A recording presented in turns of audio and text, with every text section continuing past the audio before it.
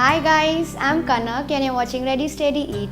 Today I'm going to show you how to make jalebis. Jalebis is very popular Indian sweet dessert which is crispy outside and juicy inside. It is very easy to make and it just melts in your mouth and satisfies the taste buds of all the sweet lovers. And as you all know, Diwali is round the corner, so let's make this jalebi for this occasion. This sweet is hot favorite of everyone for any special occasion. So let's go into the kitchen and see how to make this. So let's start making the syrup. Heat the wok, put the sugar and add water to it. So till a syrup is boiling, let me show you how to make jalebi batter. Put all-purpose flour in a bowl,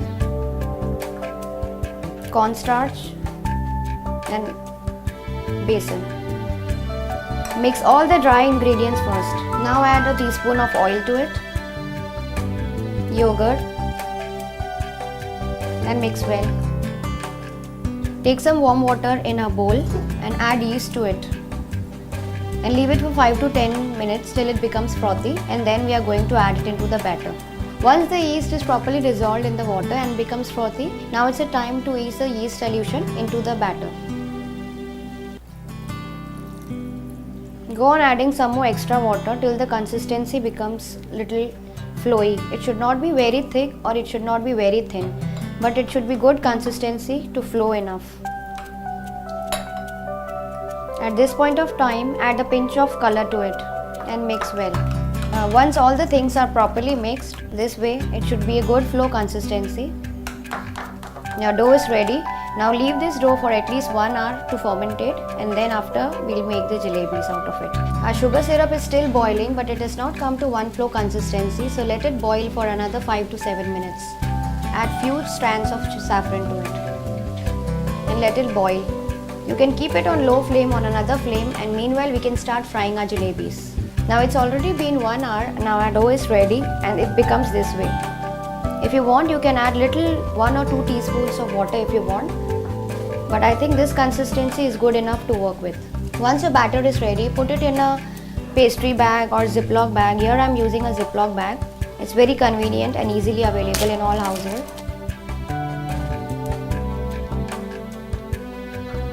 Once all the batter is poured into the ziploc bag, seal it and give a small slit or cut over here, how much ever thicker or thinner you want. Now it's a time to make swirls and put them into hot boiling oil. This procedure has to be really fast.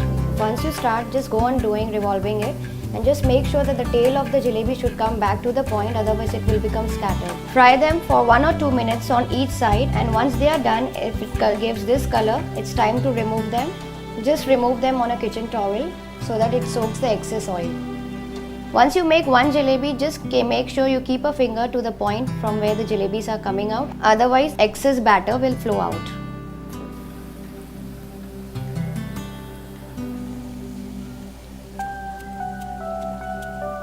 Once all your jalebis are done, it's time to put them into syrup one by one into batches and let it stand in the syrup for at least 4 to 5 minutes.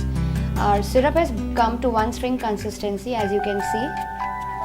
Yes, this is good consistency, one string consistency.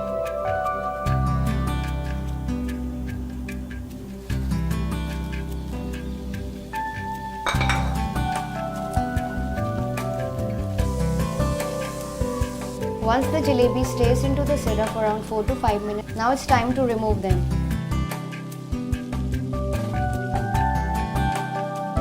My mouth-watering jalebis are ready to serve now. They are perfectly crispy outside and juicy inside. You can see the texture of it. There's one small tip for serving the jalebis. It's that fry the jalebis and keep them aside and keep the warm syrup aside. Don't soak them into the syrup immediately, because once you put them into the syrup, you cannot reheat them.